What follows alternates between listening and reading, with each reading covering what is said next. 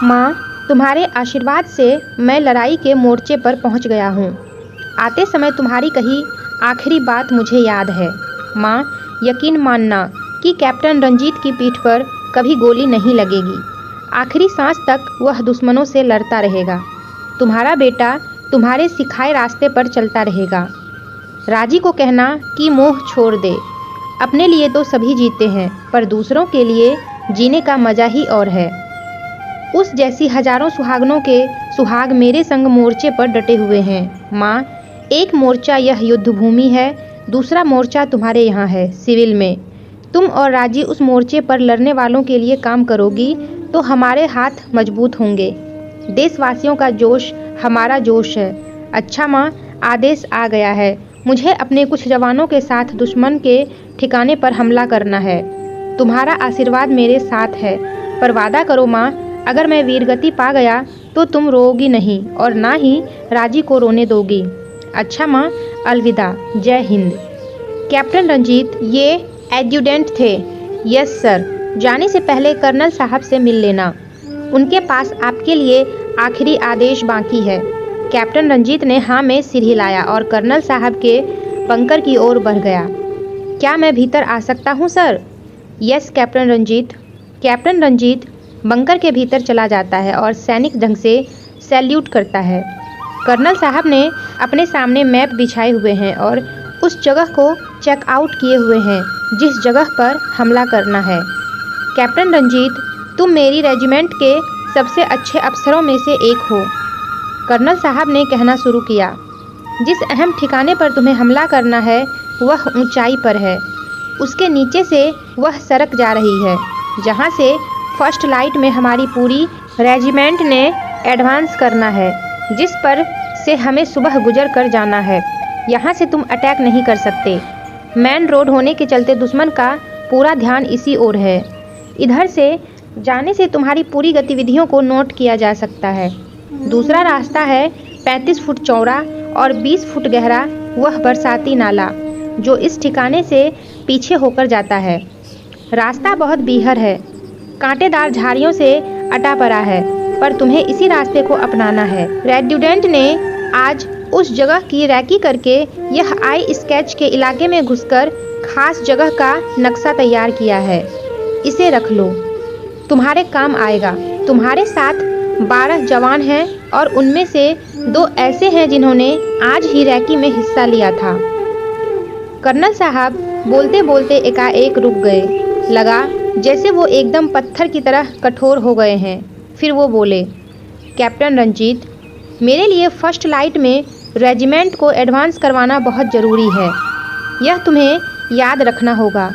मुझे गम नहीं होगा अगर इस ठिकाने को हासिल करने के लिए तुम्हारे सभी जवान वीर गति को प्राप्त हो जाते हैं। यस सर, मैं समझता हूँ सर। ठीक है, मैं वायरलेस पर तुम्हारे आखिरी संदेश का इंतज़ार करूँगा। Yes sir. Captain Ranjit salute करके बंकर से बाहर आ गया। बाहर सूबेदार राजू उसका इंतज़ार कर रहा है। सर, सभी जवान चलने के लिए तैयार हैं, चलिए। कैप्टन रंजीत और सूबेदार राजू जवानों की ओर बढ़ जाते हैं। अपने अफसरों को आते देख सभी जवान लाइन से खड़े हो जाते हैं। एक बार सभी के चेहरों को गौर से देखने के बाद कैप्टन रंजीत ने कहा, एड्जुटेंट साहब के साथ आज कौन से 2 जवान रैकी पर गए थे? मैं नायक मोहम्मद अली सर और मैं सिपाही सुजान सिंह सर। आप दोनों हमें यह बताएं कि रास्ते में जो नाला पड़ता है वह तैरकर पार किया जा सकता है या नहीं? सर, इस संबंध में मेरा एक सुझाव है, नायक मोहम्मद अली ने कहा। कहो।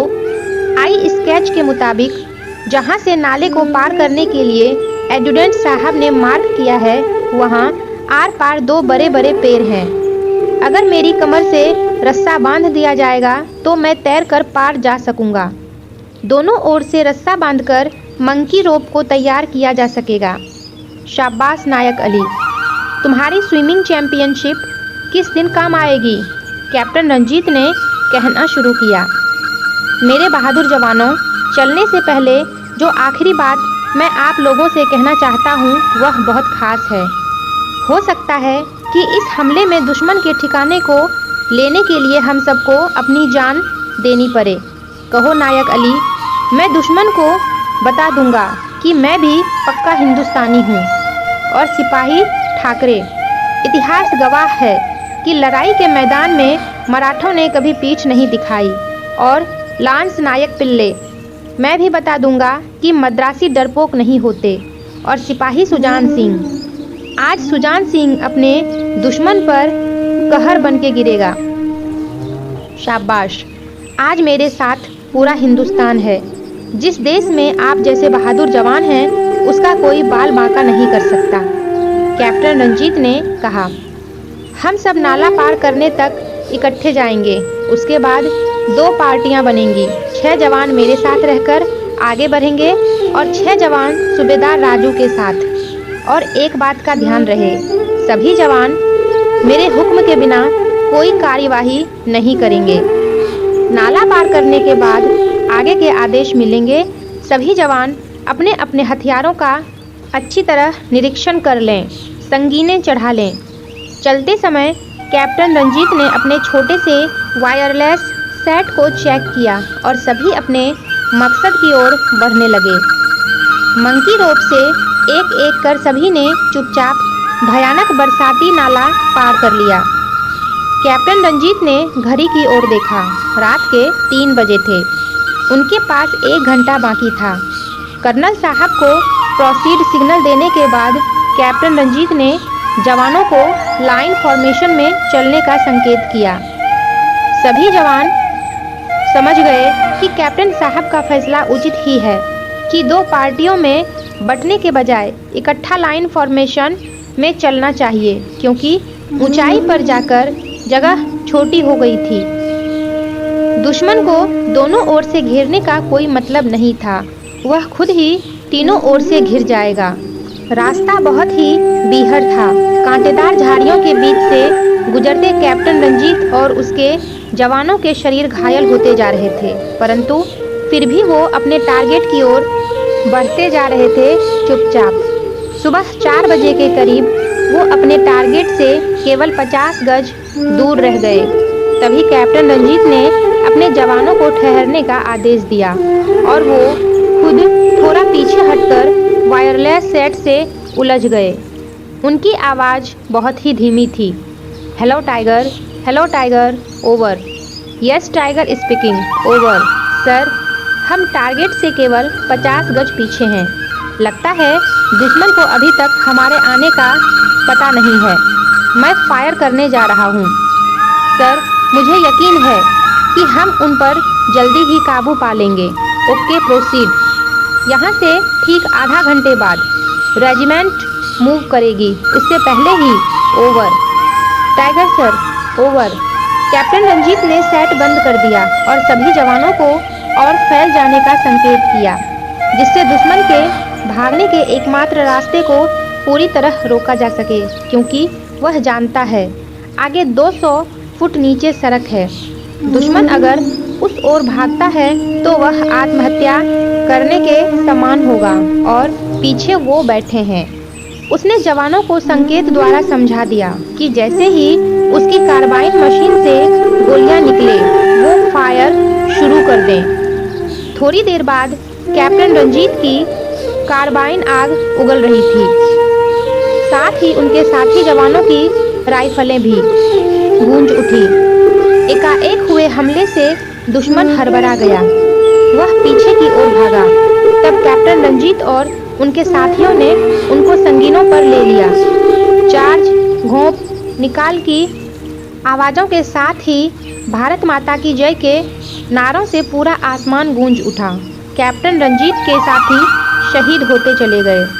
खुद भी दुश्मन की एक गोली से जख्मी हो गए। उन्होंने अपने कर्नल साहब को आखिरी संदेश दिया, सर, माँ के आशीर्वाद से हम जीत गए हैं। मेरे एक एक वीर जवान ने दुश्मनों पर कहर ढाया है, फिर वो शहीद हुए। पर सर, मैं अभी भी देख रहा हूँ 2 दुश्मन मेरी ओर बढ़ रहे हैं। जख्मी होने पर भी मैं उनके लिए काफ़ी हूँ। सर, आप बेधड़क होकर रेजिमेंट को मूव करें। अच्छा, अलविदा सर। जय हिंद। जय हिंद कैप्टन। कैप्टन रंजीत को लगा कर्नल साहब का गला भर आया है। उसने सेट बंद किया और एक कटीली झाड़ी की आड़ में मोर्चा संभाल लिया। दुश्मन ने भी उसे देख लिया था। दोनों ओर से तरातर गोलियां चली और फिर चारों ओर शांति छा गई।